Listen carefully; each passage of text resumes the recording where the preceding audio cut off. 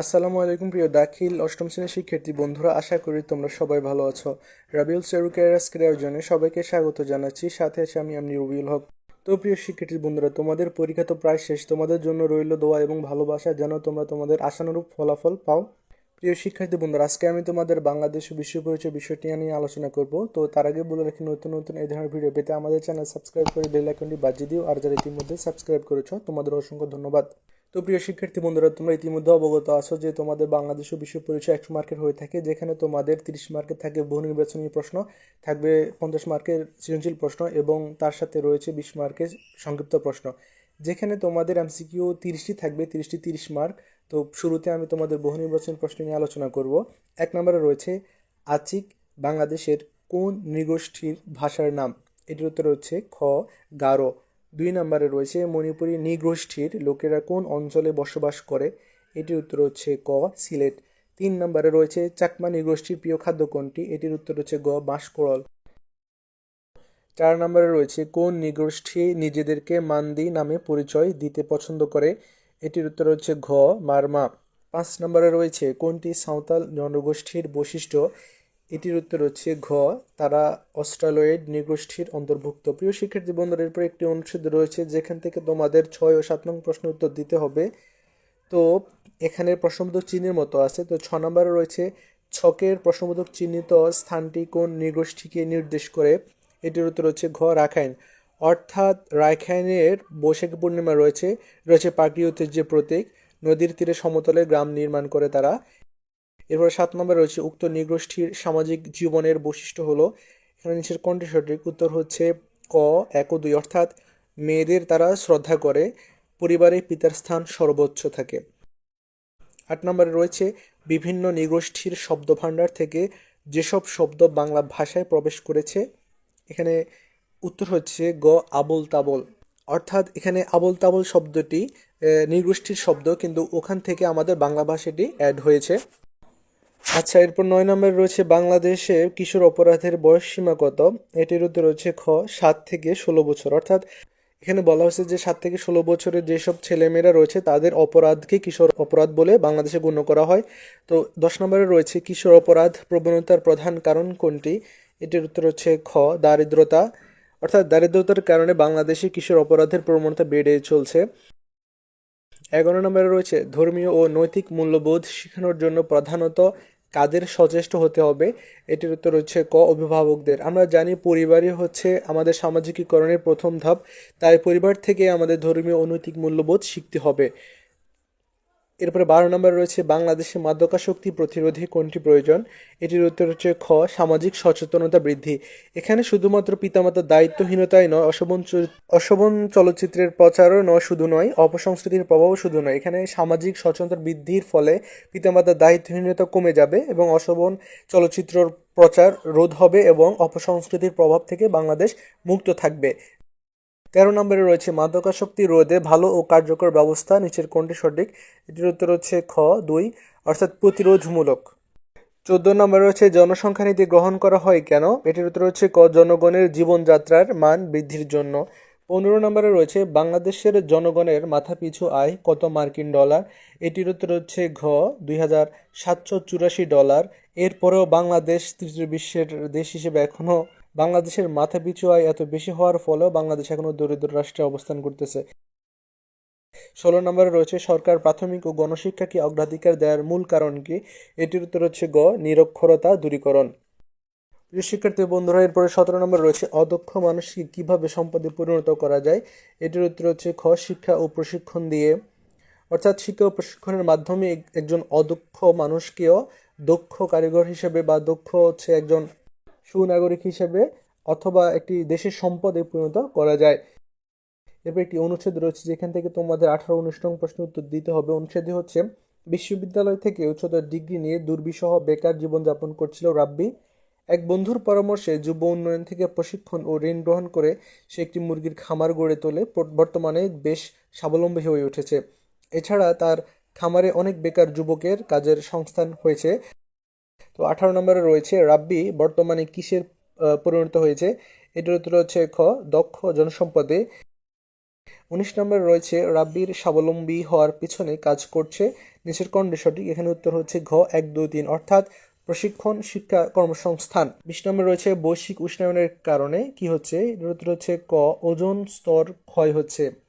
21 নম্বর রয়েছে সিএফসি এর পুনরূপ কি?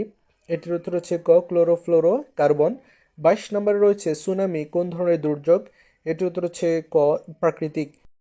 23 নম্বরে রয়েছে অল্প সময়ে সবচেয়ে বেশি ধ্বংসযজ্ঞ ঘটায় নিচের কোনটি? এটির উত্তর হচ্ছে গ ভূমিকম্প। আচ্ছা, এরপরে একটি উদ্দীপক রয়েছে যেখান থেকে তোমাদের 24 ও 25 নং প্রশ্নের উত্তর দিতে হবে। উদ্দীপকটি হচ্ছে করিমগঞ্জ উচ্চ বিদ্যালয়ের শিক্ষার্থীরা মধুপুরে বনভোজনে যায়। সেখানে তারা দেখতে পেল কয়েকজন লোক নিয়ম ভঙ্গ করে বনের ভেতরে কাঠ কাটছে। তো 24 নম্বরে রয়েছে উদ্দীপকে প্রত্যক্ষভাবে কোন দুর্যোগটির ইঙ্গিত রয়েছে? এটি উত্তর হচ্ছে গ বন উজাড়। এরপর 25 নম্বরে রয়েছে উক্ত দুর্যোগটির ফলে এখানে নিচের কোনটি সঠিক? উত্তর হচ্ছে ঘ 1 ও 3 অর্থাৎ কার্বন ডাই অক্সাইডের পরিমাণ বেড়ে যাওয়া, খাল বিল শুকিয়ে যায়। এরপর 26 নম্বরে রয়েছে কত নম্বর সতর্ক সংকেত শোনার পর শিশু, বৃদ্ধ, প্রতিবন্ধী ও মেয়েদের আশ্রয় কেন্দ্রে পাঠিয়ে দিতে হবে? এটির উত্তর হচ্ছে ঘ 5। 27 নম্বরে রয়েছে কোন প্রাকৃতিক সম্পদ হতে বিদ্যুৎ উৎপন্ন করা যায়? এটির উত্তর হচ্ছে খ নদ নদী। 28 নম্বরে রয়েছে বাংলাদেশের কোন অঞ্চলে প্রচুর চা উৎপাদিত হয়? এটির উত্তর হচ্ছে খ সিলেট। 29 নম্বরে রয়েছে ফাও এর সদর দপ্তর কোথায় অবস্থিত? এটির উত্তর হচ্ছে গ রোম। 30 নম্বরে রয়েছে কোন আন্তর্জাতিক সংস্থাটি বাংলাদেশের সাংস্কৃতিক ঐতিহ্য রক্ষায় কাজ করছে? এটির উত্তর হচ্ছে গ ইউনেস্কো। প্রিয় শিক্ষার্থী বন্ধুরা, এই ছিল তোমাদের বাংলাদেশ ও বিশ্ব পরিচয়ের বহু নির্বাচনী প্রশ্নগুলো। এরপরে তোমাদের জন্য সৃজনশীল প্রশ্নগুলো দিয়ে দিচ্ছি, দেখে নাও।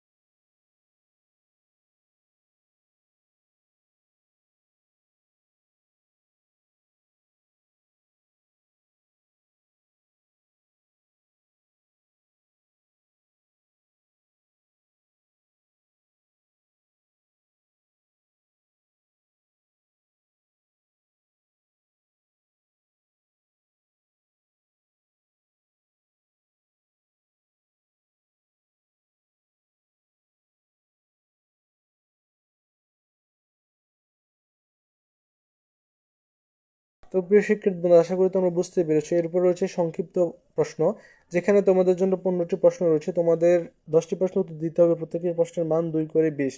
তো এখানে প্রশ্নগুলো হচ্ছে, 1 নম্বর প্রশ্ন হচ্ছে কাদেরকে হেডম্যান বলা হয়, ব্যাখ্যা করো। 2 নম্বরে রয়েছে জুম চাষ বলতে কি বোঝায়। 3 নম্বরে রয়েছে চাকমারা কিভাবে ধর্মীয় উৎসব পালন করে, ব্যাখ্যা করো। 4 নম্বরে রয়েছে মাদককে না বলুন, ব্যাখ্যা করো। 5 নম্বরে রয়েছে অপসংস্কৃতির প্রভাব কি, ব্যাখ্যা করো। 6 নম্বরে রয়েছে সামাজিক সমস্যা বলতে কি বোঝায়। 7 নম্বরে রয়েছে জাতীয় জনসংখ্যা দিবস পালন করা হয় কেন। 8 নম্বরে রয়েছে জনসংখ্যাকে কিভাবে জনসম্পদে পরিণত করা যায়। 9 নম্বরে রয়েছে চীন জনসংখ্যাকে জনসম্পদে পরিণত করেছে, ব্যাখ্যা করো। 10 নম্বরে রয়েছে প্রাকৃতিক দুর্যোগ বলতে কি বোঝায়। 11 নম্বরে রয়েছে গ্রিনহাউস গ্যাসকে তাপ বৃদ্ধিকারক গ্যাস বলা হয় কেন। 12 নম্বরে রয়েছে দুর্যোগ পূর্ব প্রস্তুতি বলতে কি বোঝো। 13 নম্বরে রয়েছে জীববৈচিত্র্য বলতে কি বোঝায়, ব্যাখ্যা করো। 14 নম্বরে রয়েছে ইউএনএফপিএ গঠন করা হয় কেন। 15 নম্বরে রয়েছে আঞ্চলিক সংস্থা বলতে কি বোঝায়। প্রিয় শিক্ষার্থী বন্ধুরা, আশা করি আজকের এই ক্লাস তোমাদের ভালো লেগেছে। তো আগামী ভিডিওর আমন্ত্রণ জানিয়ে আজকের মতো এখানে বিদায় নিচ্ছি। সবাই ভালো থাকো, সুস্থ থাকো। আল্লাহ হাফেজ, আসসালামু আলাইকুম।